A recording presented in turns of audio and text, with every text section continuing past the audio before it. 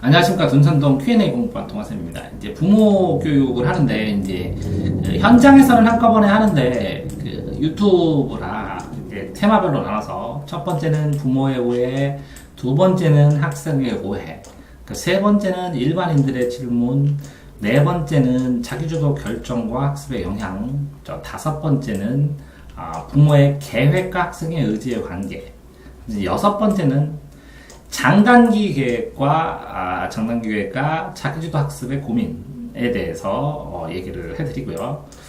일곱 번째로 이제 마무리를 치면 일곱 번째는 이제 마지막으로 학습과 재능에 대해서 말씀드리면 부모 교육 학년별, 나이별 아이들이 나이가 변하면서 어떤 식으로 변해 나가는가라는 생각에 대해서 어느 정도 이해를 하실 거라고 생각합니다. 근데 반복해서 학년별로 변화를 설명을 해드리면서 자신의 아이가 어떤 성장 과정을 거치는지를 이제 생각해 보시라고 이제 올려드리는 중입니다.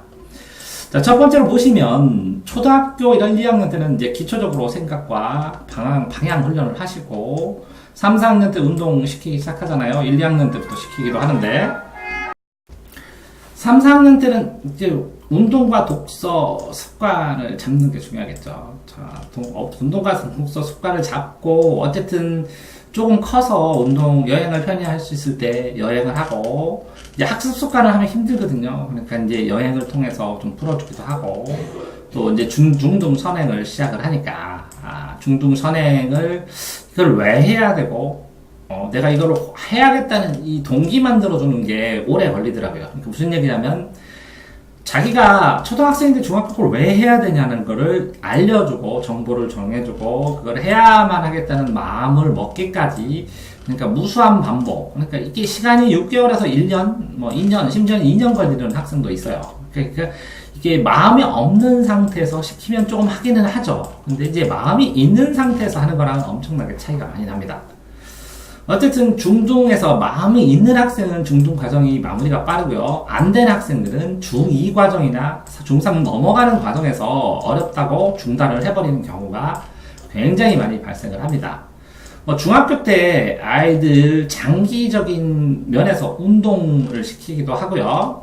이제 고등학교 선행을 시작을 하는 경우가 생기는데, 중2나 중3 때 이제 시작을 능력에 따라서 하고, 이게 고등 과정을 얼마나 반복을 하느냐에 따라서 진짜 선행을 이렇게 한번 진도를 나갔다고 선행이 아니거든요. 이제 수학을 이거를 10번 정도, 10회분 정도 나갔을 때 모의고사 점수가 이제 나오기 시작하는데 이 반복의 횟수가 문제라고 이제 그 생각을 해 주시면 좋겠습니다. 그 다음에는 이제 이 고1 때 내신에 집중을 해야 되고요. 내신에 집중을 해서 뭐보다 내신에 집중을 해야 되고 고2 때 이제 자신의 내신의 한계를 알게 되면 그때부터 모의고사 풀이법이나 모의고사를 도전을 하기 시작을 해도 되고 고3 때는 이제 실전 연습만 계속 반복할 수 있게 돼야 됩니다. 자, 이제 재수생 때는 1년 계획을 어떻게 설계하느냐에 따라서 이제 효율성이 굉장히 많이 들이고 상위권, 중상위권의 경우에는 경찰대나 3, 4반 학교 시험을 꼭 보시기를 권합니다. 그 다음에 나머지 기간에 수능을 케어하고 돌봐도 충분하게 되는데 제 경험상 그렇게 권합니다. 이렇게 장단기 경험에 있어서요. 어쨌든 초 1, 2 때는 어떤 경험을 하고 아이가 어떻게 학교에서 정착이 잘 될 것인가, 그 다음에 3, 4학년 때는 어떤 책을 선택하고 어떤 책을 더 분류를 하고 5, 6학년, 3, 4, 5, 6학년 중에서 언제 공부를 시작할 것인가, 본격적으로 그러니까 입시라는 경쟁이라는 공부를 시작할 것인가, 중학교 1학년 때 학원은 왜 선택하고 내가 학원이 왜 필요한가를 들어본 다음에 이제 선택하게 하는 거고요. 중2 때 전반적으로는 입시, 그렇죠? 내 능력에 맞는 직업, 내가 해야 될 것은 무엇인가. 그다음에 중3 때 이제 결정이 끝나야죠. 자, 고등학교 가면 이제 취하는 경쟁 연속이니까 경쟁할 것인가, 아니면 나름대로의 인생이나 삶을 결정을 해서 어떤 특징을 가지고 그 특징에 맞는 흐름으로 가볼 것인가 라는 생각을 해야죠. 이렇게 되면 고등학교 때는 이제 야자를 할 것인가, 학원에 갈 것인가, 부족한 것을 어떻게 할 것인가.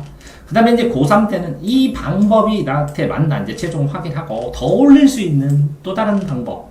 아니면 더, 시간적인 효율을 올릴 수 있는 방법이 없나라고 생각을 해봐야 될 겁니다.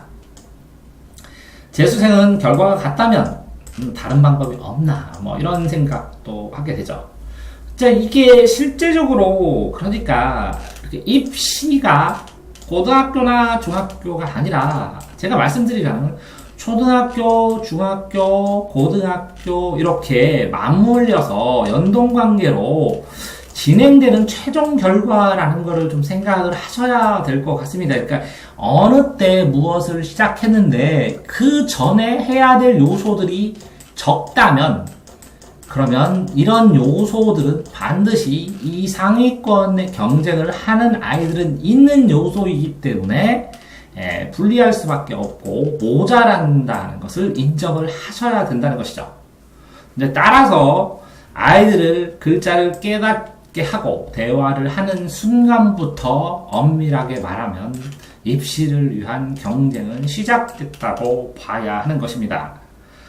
자, 쉽지 않죠. 그래서 부모가 이렇게 흘러가는 전체적인 흐름에 대해서 꼭 이해를 하고 어느 단계에서 어떤 것들을 해줘야 하는지, 어느 단계에서 이걸 하면 늦는지, 이런 교육의 흐름에 대해서 그래도 눈을 뜨고 알고 있어야 하지 않을까 생각해서 이 동영상을 남깁니다.